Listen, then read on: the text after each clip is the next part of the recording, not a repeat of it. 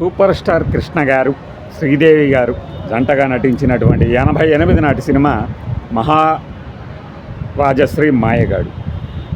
1988 September 9న release అయిన ఈ cinema ఒక ఫ్లాప్ చిత్రమే, కానీ అద్భుతంగా హిలేరియస్ కామెడీ అని చెప్పదగినటువంటి సినిమా అన్నమాట. ఎందుకంటే ఇది ఎర్రంశెట్టి సాయి గారి ఒక హాస్య గుళికలు అయితే ఎలా ఉంటాయో అలాంటి గుళికలన్నీ ఉన్నటువంటి ఒక సినిమా. కానీ ఎర్రంశెట్టి సాయి గారికి దీనికి సంబంధం లేదు. కాశీ విశ్వనాథ్ గారు మాటలు రాశారు, కథ ఎవరిదో చెప్తే ఆశ్చర్యపోతారు. సంగీతం శ్రీనివాసరావు గారు, the great director of all times and living legend సంగీతం గారు దీనికి కథ అందించారు. విజయ్ బాపినేడి గారు దీనికి డైరెక్షన్ అయితే, అప్పుడు శ్రీదేవి గారు ఉన్నటువంటి క్రేజ్లో ఆమె ఈ చిత్రాన్ని అంగీకరించేవాళ్లే కాదు, కేవలం కృష్ణ గారి మీద అభిమానంతో మాత్రమే ఈ సినిమా చేయడం జరిగింది. అట్లూరు రాధాకృష్ణమూర్తి, నారాయణమూర్తి గారు తీశారు ఈ సినిమా. ప్రొడ్యూసర్ల ఫోటోలు కూడా మీరు చూడొచ్చు. ఈ సినిమా కథ చాలా థిన్ లైన్ అనమాట. తన కుటుంబ కష్టాలు కట్టించేందుకు ఒక యువకుడు తన ఇష్టం లేని పెళ్లి చేస్తున్నందుకు ఇంట్లోంచి బయటకు వస్తూ తనకు సంబంధం లేని ఒక అనాథ బాలుడు కాదు, ఒక బాలుడిని, ఆ బాలుడికి వచ్చిన జబ్బుని నివారించడానికి ఇంకొకరు ఒక 2 లక్షల రూపాయలు సంపాదించాలనుకుంటారు.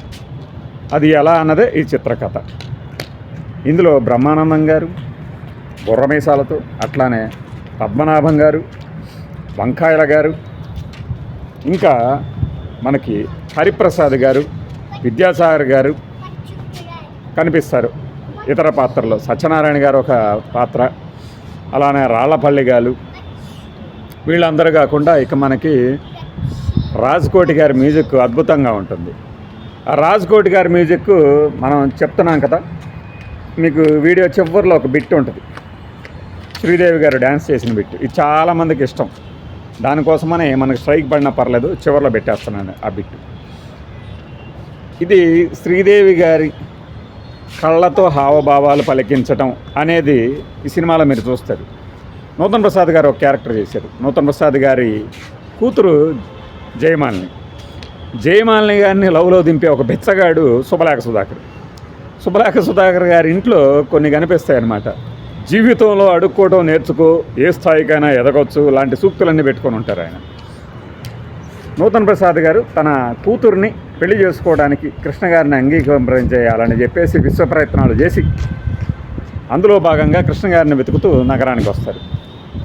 అక్కడ శ్రీదేవి గారికి ఒక హోటల్ దగ్గర విశాఖపట్నంలో అని పైకి చూపిస్తారు. వెంటనే శ్రీదేవి గారు కూడా ఇలా పైకి చూస్తారు. అంటే ఆ ఎక్స్ప్రెషను సెకండ్లో సగం వంతు ఉంటుంది. అదే కాదు, ఇంకా కృష్ణ గారు ఒక మోసగాడు, మాయగాడు, అమ్మాయిల్ని కనిపిస్తే చాలు జనక్ పాయల బాజా అని నూతన్ ప్రసాద్ గారు చెప్పిన తర్వాత లోపలికి వస్తారు హోటల్ రూమ్లోకి శ్రీదేవి గారి ఉచ్చారణలో అయితే వచ్చి రాగానే ఒక ఎక్స్ప్రెషన్ ఇస్తారు. అవన్నీ నేను చెప్పను, అంటే చెప్పతరం కాదని, చూస్తే మీకు అర్థం అవుద్ది. ఈ ఫ్లాప్ సినిమాలో ఇంత గొప్ప విశేషాలు ఉన్నాయా అనిపిస్తుంది అనమాట. ఎక్కడ బోరు కొట్టదు మీకు సినిమా. అలానే కృష్ణ గారి బాడీ లాంగ్వేజ్ తగ్గట్టుగా తారా, రఘురాం వీళ్ళందరూ డ్యాన్స్ నృత్య రీతులు సమకూర్చారనమాట. కృష్ణ గారికి తండ్రిగా బాలయ్య గారు, ఆవిడెవరో నటి తల్లిగా నటించారు. కృష్ణ గారి చెల్లెలుగా మనకు రోహిణి గారు కనిపిస్తారు. నాకు ఇప్పటికీ కూడా ఆ సీన్ చూస్తే ఒళ్ళు వణుకుతుంది, వెన్నులో వణుకు వస్తుంది అంటారే అట్లా అనమాట. ఒక క్యాట్ ఐస్ పెట్టారు ఆ క్యారెక్టర్.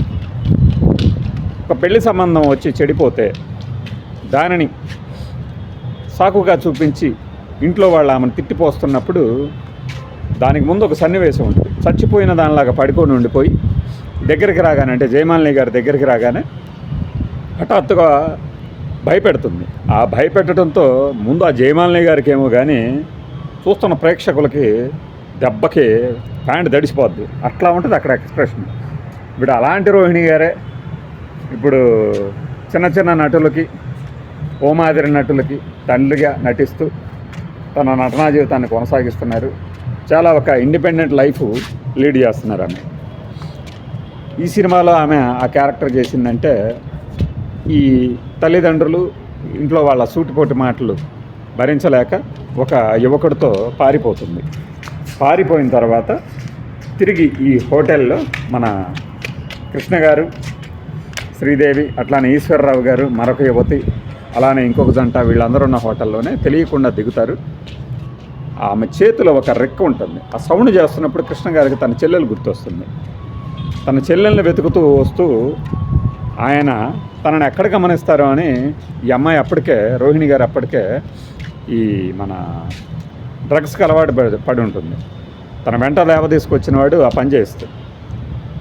తన అన్నయ్యకి మొహం చూపించలేక ఆ పెద్ద హోటల్ నుంచి దూకేసి చనిపోతుంది. అది ఒక విషాదాంతం అన్నమాట ఈ సినిమాలో.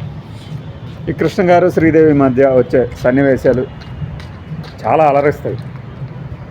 ఒక ఇద్దరు యువకులు నిజంగా భార్యాభర్తలుగా నటించి మేడ్ ఫర్ ఈచ్ అదర్ అనే కాంటెస్ట్లో కనుక గెలవాలంటే ఎన్ని తిప్పలు పడతారో అన్ని తిప్పలు పడతారు.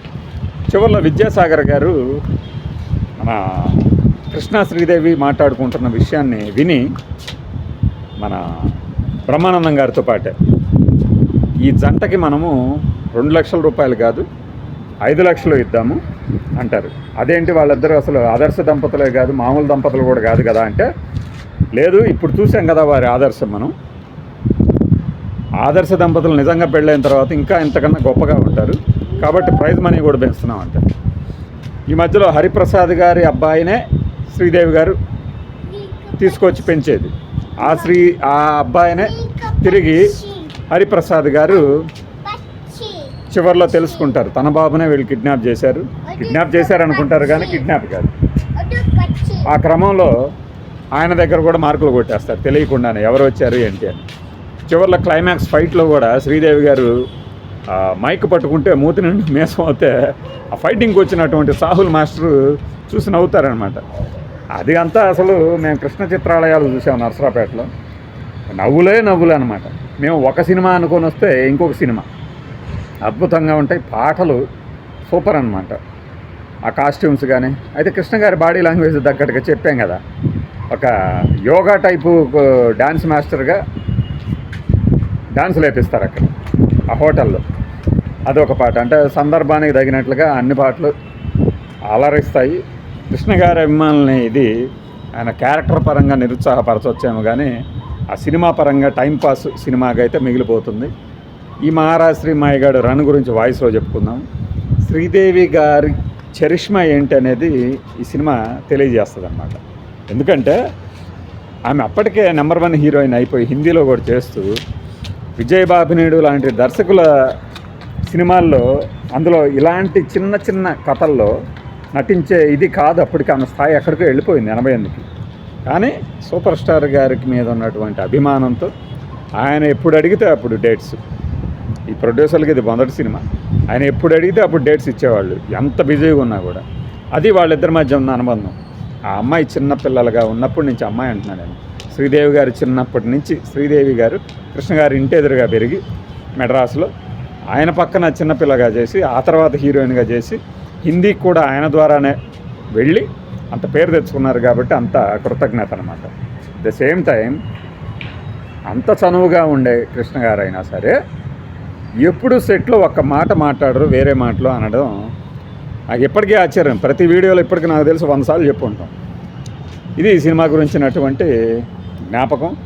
మేము చిత్రాలయంలో చూసినప్పుడు అసలు ఇదేం సినిమా అనుకున్నాం, కానీ కాలక్షేపానికి వచ్చిన లోటు అయితే ఎక్కడా లేదనమాట. ఇది మహారాశ్రీ మాయగాడికి సంబంధించిన విశేషాలు. బాయ్.